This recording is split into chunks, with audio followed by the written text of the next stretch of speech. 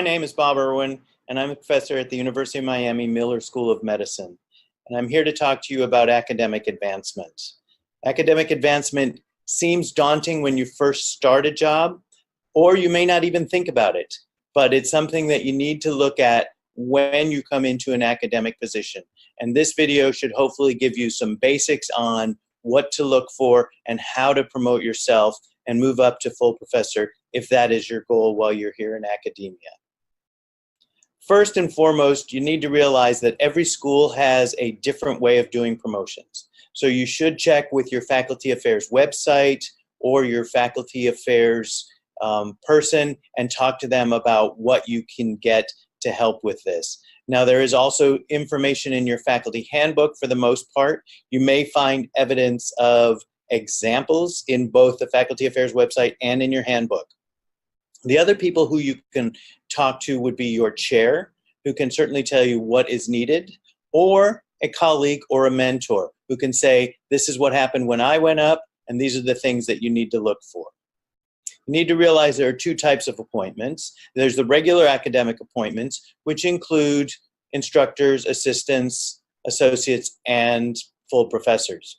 There's also a voluntary faculty appointment. So for those who are interested in working in private practice but also teaching, you can get one of these. And in the voluntary appointment, you can also have all 4 levels from instructor all the way to full professor.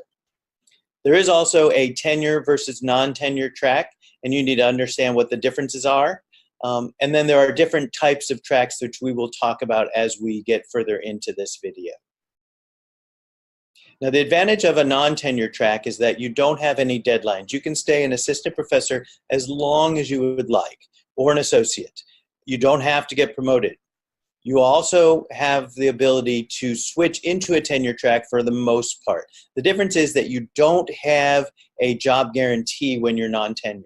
When you're on the tenure track, if you achieve tenure, you have a job guaranteed for the most part. Now, every school is a little different. Some schools are getting rid of tenure, so you may not even have this option. The guarantee doesn't guarantee your salary. They usually have a low base that will be guaranteed that you can continue to get as you work through your time there at the university and maybe getting closer to your retirement. The types of tracks that you will see include a clinician track, of course. Most of us are trying to be clinicians, but there's a research track. There's also an administrator track and an educator track. And then there's the combinations, clinician researchers and clinician educators. And these are the different ways that you can get promoted. Not all of them will have the tenure available, so you need to actually consult with faculty affairs about that as well. So there are certain requirements when you're talking about promotion that you're going to want to keep track of. How you're doing as a clinician, what type of research you're doing and how much you're doing, the education that you're doing and what amount of time is being spent doing education, whether or not you have administrative time and what you do with that administration. And then you want to add also on top of that community service. This is an important thing for your university. They like to see you out there doing well, promoting your university as well as being a whole physician. We do need to work on the university being able to use us to advertise that not only are we great physicians, but we're good people too. And that's something that the public may forget. And you do need that in your CV to be able to go for promotion.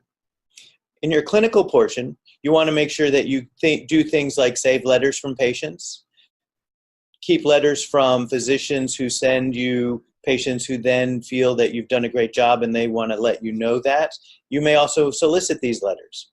Also, anyone you refer to who they like to work with you, ask them for a letter for your promotion as well. Keep in track any awards that you may be given as far as a clinician, the Clinician of the Year, Clinician of the Month, anything like that, because that will count. Your research in general will be evidenced in your CV.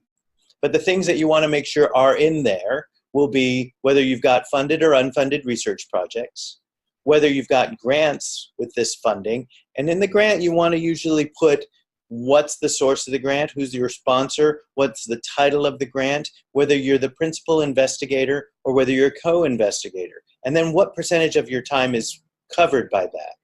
And then, of course, you're going to look at your published works. Published works are in different levels. There are peer-reviewed journals. Those are generally the standard of care. When you're looking at non-peer-reviewed, there might be open access. Now, open access is a new thing that some of the journals are very good. Some of the journals are considered predatory, in which they're trying to get you to pay to publish your papers. When you do that, the quality does go down, so you need to be careful which one you use. One clue that you can use is, what is their impact factor? The impact factor is the frequency with which the average article in that journal is cited. So when you're looking at any journal, you want to know what their impact factor is. You also want to be able to put in any books, monographs, whether you're an editor for a book or a monograph as well. Poster presentations are also part of your research. The poster presentations in and of themselves may not help you with promotion, so it's important to know that those should be turned into publications. And they're fairly well accepted if you put it into the journal that's associated with the meeting you presented the poster in. So make sure that your posters get turned into publications. If you don't, that usually counts a little bit against you. When we're talking about the education portion of promotion, you need to be talking about what you teach, how that impacts education at your institution or nationally if you're doing national courses. We use the Educator Portfolio for this, and you can document all your education goals as well as projects that you've come up with. The other thing you may need is a peer evaluation. So have somebody sit in on a lecture you give and have them write a critique as to how good you were. Now, the Educator Portfolio may be different from each school to school. You're going to have to put in things about what you do to teach at your school, what you do to teach at the regional level, and what you do to teach at the national level. All right. You also are going to be able to put in any educator leadership roles, whether you're an assistant or associate dean, whether you're a clerkship director, whether you're a course director for a residency, whether you're a fellowship director. All those things count. Describe the impact of your work, and if you publish in research, you need to keep that there. The other thing you should continue to monitor is mentoring. So if you're mentoring a resident, perhaps they did a poster with you and you mentored them to finish and publish that, then you need to put that in your Educator Portfolio, and there are places for that. Lastly, you will need to have supplementation with the documents that prove that you've actually done these things. The Educator Portfolio is able to then accomplish what the CV cannot, because the CV does not allow any narratives, and the Educator Portfolio allows you to put a paragraph here and there to be able to describe what's going on. You also want to put in things like teaching awards, national awards, things that you may have been honored with as a result of your teaching. And administration is also a part of your promotion. This information is usually in your CV, but not always. You may also have this in your Educator Portfolio. Committees at your school count, as well as national committees, but whether you're on your admissions committee, the library committee, all those things count. Again, whether you're a vice chair, whether you're an assistant dean or associate dean, or if you're in something like the Program for Academic Leadership at the AAP, those things should count for administration. The other thing that you have to put in is volunteering on national committees. Are you a member of any committees at the AAP, AANEM, PM&R, or any other institution that you are a member of? Those things will count towards your promotion. Being a member on a board, whether it's AAP or PM&R or AANEM again, and being an officer. So taking up a little extra work on the side. Those things will help you with your promotion as well. The last part is community service. Community service puts the university in a favorable light. As I mentioned before, they want to see their name associated with you doing good, okay? So this means that you can do any sort of volunteer. It does not have to be medical. You can be helping at your children's school. You can be helping with a religious organization. You can be helping the underserved in any measure of ways. But this is also community service, and this will count. This should be on your CV. This may also be tied into your education.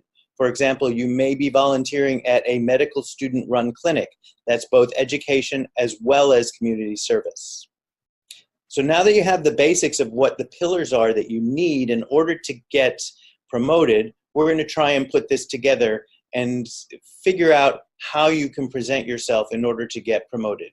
Again, I encourage you to talk to your chair or anyone else who's gone up for promotion in your department or school to get the lay of the land of how that school works.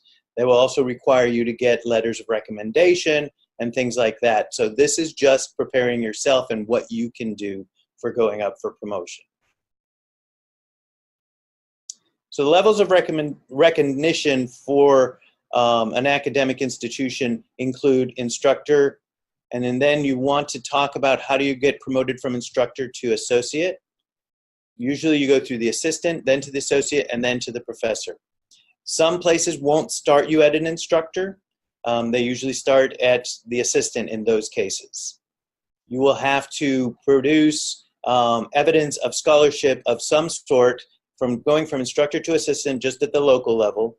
From assistant to associate, you're going to do regional or national levels. And then going up to full professor, you're going to look at national or international recognition. The tools that are important in order to convey this information to the promotion committee is the CV, the educator portfolio, and your personal statement. Remember, your personal statement is not the thing that you did for residency and it stops there. We're going to have to do this each time we go up in our job as we go from level to level. Each institution has their own format for their CV as well as their educator portfolio. The AAMC has a great video on educator portfolios if you need more information on those. Your personal statement should be about 2 to 3 pages. You don't want it to be too long that people won't read it, just like when you're applying for residencies. The early career, you want to kind of describe what your roots are, what your plan is, whether it's teaching, research, administration, what your strengths are, what you're trying to develop. This can be any number of things and maybe a combination of things. You may be more interested in ultrasound teaching than anything else, and so you want to put that in your personal statement. You want to also mention the recognition of your expertise by others, and then comment on other things that you do that aren't necessarily part of this expertise. Don't pad your CV. The promotions committee will notice if you've made things up, if you've embellished too much, they will count that against you. Now, you're going to be looking at trying to promote yourself without making it sound too overblown. So you're going to be walking a line and saying, I did this and I did that. Even if you may have done this with other people, you need to take credit for what you did. You can give credit to them as well if you wish. There are university formats for your CV, so make sure you have it in there. Some universities won't even consider your promotion if it's not in the right format. Your educator portfolio is a little different. This is a supplement to your CV. It does not replace your CV. The topics generally include curricular development for residents, medical students. Have you come up with a certain educator role that the residents are learning in a new way, that you're innovative? You want to put that out there. It may also include graduate students or even undergraduate students who come and work for the summer with you. Teaching performance is important. You want to be able to document what you have there and put in some examples of that. The number of courses that are taught per year and what sort of evaluations you get from that.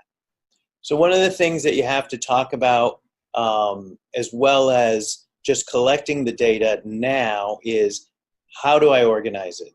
So remember to divide it up into those 4 pillars. You're going to collect everything now. If you go to do a lecture and you're not getting feedback from your school, one of the things that you can consider is writing your own evaluation and giving it to the students at the end, having them fill it out anonymously and collect it. This way you have data and feedback as to how good of a teacher you are. That's always going to be important when you're talking about academic advancement.